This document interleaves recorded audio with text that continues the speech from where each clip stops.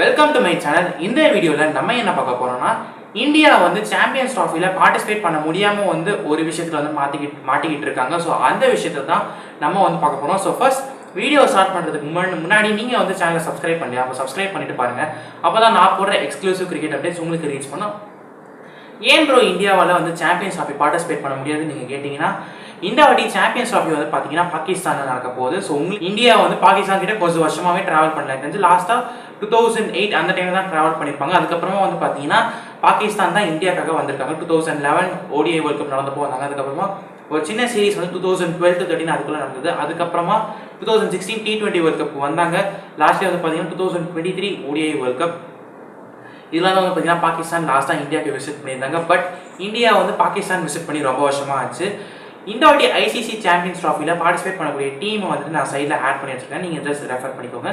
So India வந்துட்டு எதை demand பண்ணுவாங்கன்னு நீங்கள் கேட்டிங்கன்னா, இந்தியா வந்துட்டு பாகிஸ்தானில் விளையாடாமல் ஆல்டர்னேட் வென்யூஸ் லைக் துபாயில் இருக்கக்கூடிய துபாய் இன்டர்நேஷனல் கிரிக்கெட் கிரவுண்டாக இருக்கட்டும், இல்லை ஷார்ஜா கிரிக்கெட் கிரவுண்ட் அல்லது UAE கிரிக்கெட் கிளப், இந்த மாதிரி இடத்துல வந்து பார்த்தீங்கன்னா இந்தியா வந்து விளையாட பெர்மிஷன் கேட்பாங்க. UAE தொடர்ந்து ஸ்ரீலங்கா கிட்டே வந்து பார்த்தீங்கன்னா இந்தியா பெர்மிஷன் கேட்கலாம். நாங்கள் சிம்பிளாக ஏன் நான் சொல்கிறேன்னா, 2023 ஏஷியா கப் நடந்தப்போ வந்து பார்த்தீங்கன்னா பாகிஸ்தான் அண்ட் ஸ்ரீலங்கா வந்து சேர்ந்து ஹோஸ்ட் பண்ணாங்க. இந்தியா வந்து பார்த்தீங்கன்னா எல்லா மேட்சுமே வந்துட்டு பாகிஸ்தானில் விளையாடாமல் ஸ்ரீலங்காவில் தான் விளையாடிருக்காங்க. So which means either Sri Lanka ஒரு UAE இந்தியாவில் வந்து பார்த்தீங்கன்னா வென்யூஸாக வரதுக்கு சான்ஸ் இருக்குது. ஸோ மொத்தமாக வந்து பார்த்தீங்கன்னா இந்த ஐசிசி சாம்பியன்ஸ் ட்ராஃபியில் வந்து பார்த்தீங்கன்னா 4 குரூப்ஸ் இருக்குது. ஸோ 2 குரூப்ஸ் இருக்குது. இந்த 2 குரூப்பில் வந்து பார்த்தீங்கன்னா 4 டீம் இடம் பிடிச்சிருக்காங்க. சாம்பியன்ஸ் ட்ராஃபிக்கு இன்னும் டைம் இருக்குது. இந்தியா வந்து பார்ட்டிசிபேட் பண்ணாமலாம் போக மாட்டாங்க. ஆல்டர்னேட் வென்யூஸ் கண்டிப்பாக டிபெண்ட் பண்ணுவாங்க. நான் ஏன் அப்படி சொல்கிறேன்னா, இந்தியா வந்து பார்த்தீங்கன்னா ஐசிசியோடைய ஒன் ஆஃப் த கீ மெம்பர்ஸாக இருக்காங்க.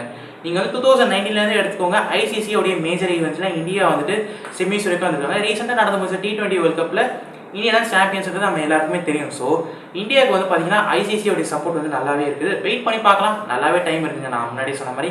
அதே மாதிரி வந்து பார்த்தீங்கன்னா இன்றைக்கி வந்துட்டு இந்தியாவுக்கும் ஸ்ரீலங்காவுக்கும் கடைசி ஒரு நாள் கூடி நடக்க இருக்குது. ஃபர்ஸ்ட் மேட்ச் ட்ராவில் முடிஞ்சது. செகண்ட் மேட்ச் வந்து பார்த்தீங்கன்னா ஸ்ரீலங்கா வின் பண்ணாங்க. So third match India win பண்ணுவாங்களான்றது வந்து பார்த்தீங்கன்னா இந்தியா ரசிகர்கள் ஒரு சைடு எக்ஸ்பெக்டேஷன் நிறைய வச்சுருக்காங்க. ஸோ நீங்கள் அதை பற்றி நம்ம அப்புறம் லேட்டராக பேசலாம். நீங்கள் எது சொல்லுங்கள், இந்தியா வந்து என்ன டிமாண்ட் பண்ணுவாங்க ஐசிசி கிட்டன்றதை நீங்கள் சொல்லுங்கள். நம்ம வந்துட்டு காமெண்ட்ஸ் நான் படிச்சு தெரிஞ்சுக்கிறேன். மறக்காமல் நம்மளுடைய சேனல் சப்ஸ்கிரைப் பண்ணி வச்சுக்கோங்க. இதே மாதிரி லேட்டஸ்ட் கிரிக்கெட் அப்டேட்ஸ்.